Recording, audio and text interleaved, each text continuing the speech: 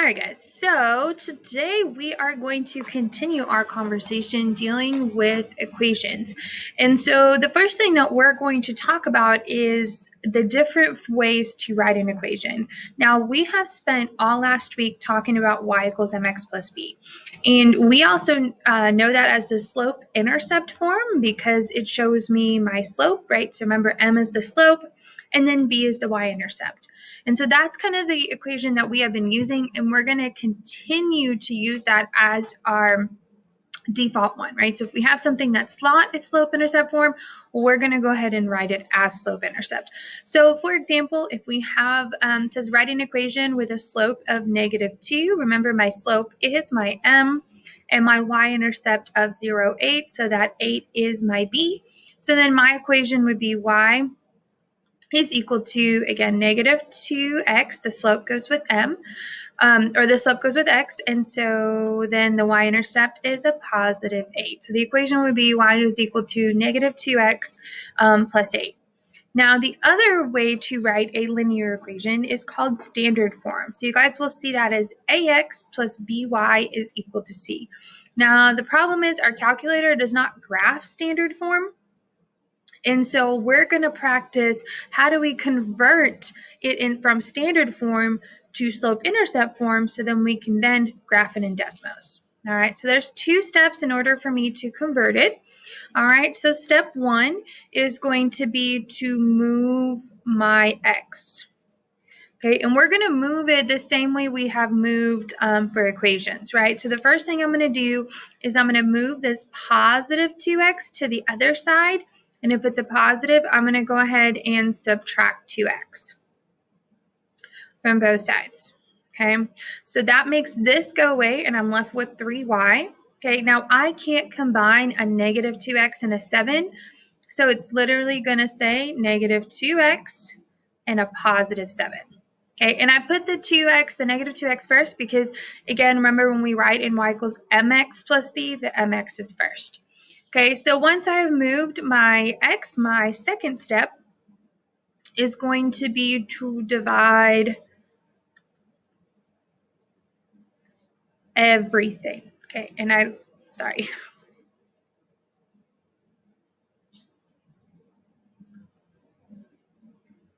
All right, so I'm going to divide everything, okay? And I'm going to divide by whatever's in front of my y. So if I have a 3 in front of my y, I am going to divide everything by my 3. Okay, so what that means is I'm going to be now left with y is equal to, okay, I can't do anything with this, so I'm going to leave it as -2/3 x, and I can't simplify 7/3, so I'm just going to leave it as 7/3. And again, the reason we do this format when we have y by itself is, number 1, we can graph it in our calculator, but number 2, I can very easily see that the slope is -2/3 and that the y-intercept is 7/3. Okay. All right, let's try the next one. All right, so I have -2x plus 4y is equal to 12. So remember, step 1, move my x to the other side. Okay, so if it's a -2x, I'm going to need to do the opposite. So I'm going to add 2x to both sides. So I'm left with 4y. Okay, remember, I cannot combine these. So I'm going to have 2x plus 12. Okay, and then the second step is to divide everything. So in this case, I have a 4 with my y, so I'm going to divide by 4. Okay, and this is where our calculator is going to come handy. So guys, using Desmos, when you type in 2/4, it's actually going to simplify it down to 1/2.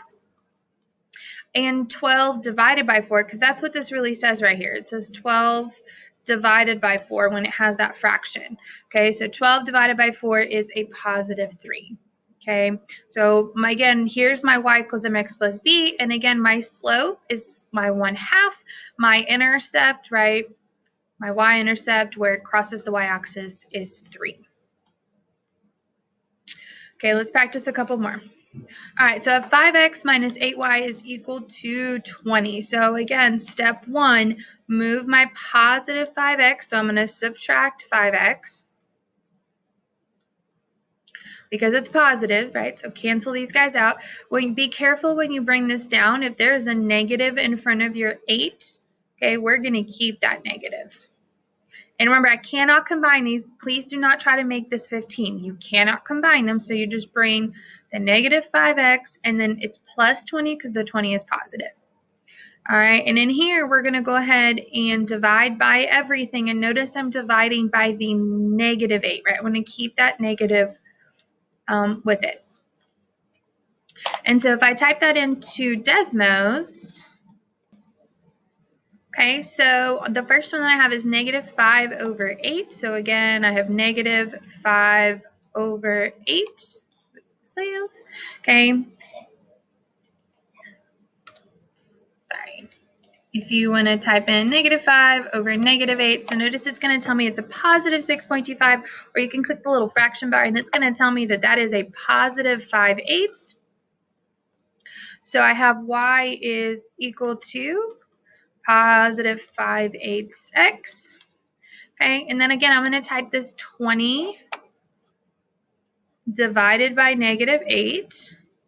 Okay, and so again, notice it's going to simplify to negative 2/5 or negative 5/2, right? So we want to make sure that we are writing it in simplest form. Okay, so that's going to be my equation right there. So my 5/8 is my slope, and my negative 5/2 is my y-intercept.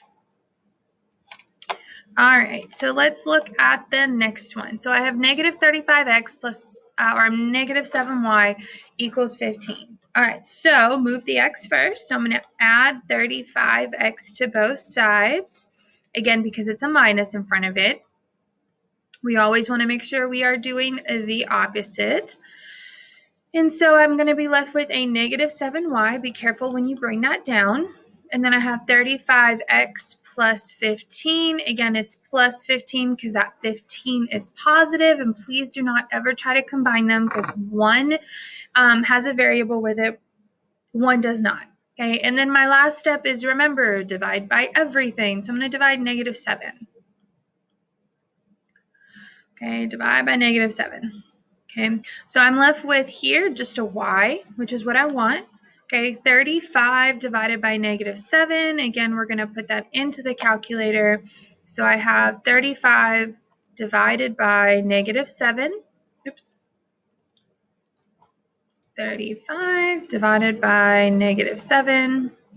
Okay, again, it's going to tell me that that is a negative 5. So we want to make sure we're using our calculator just in case we are not sure on that computation. Okay, and then I have a positive 15 over negative 7. So positive 15 divided by negative 7. And it's going to go ahead and tell me this. Or again, if I press that fraction, okay, 15/7 is simplified. So minus 15 over 7. All right, and that's that, right? So again, our 2 steps, moving the x and then dividing everything. The other form that we have is what's called a point slope. And the reason it's called point slope is because it literally uses the slope. So right, notice that m is my slope. Okay, and then my point in this case is my x1 and my y1. So for this one, okay, we start with our point slope. So y minus y1, okay, is equal to mx minus x1. All right, so we're going to plug in what we know first. Okay, so I have, when I write my point, this is my x1 and this is my y1. Okay, and my slope is my m. So all I'm going to do right now is I'm just going to plug stuff in. So I have y minus my, excuse me, my y1 is negative 5. Okay, is equal to my m is 1/2. Okay, x minus x1, which is 2. Okay, so I have y plus 5 is equal to 1/2 x minus 2. Okay, notice those two negatives make a positive, right? So that's the other form that we could use to write our linear equation.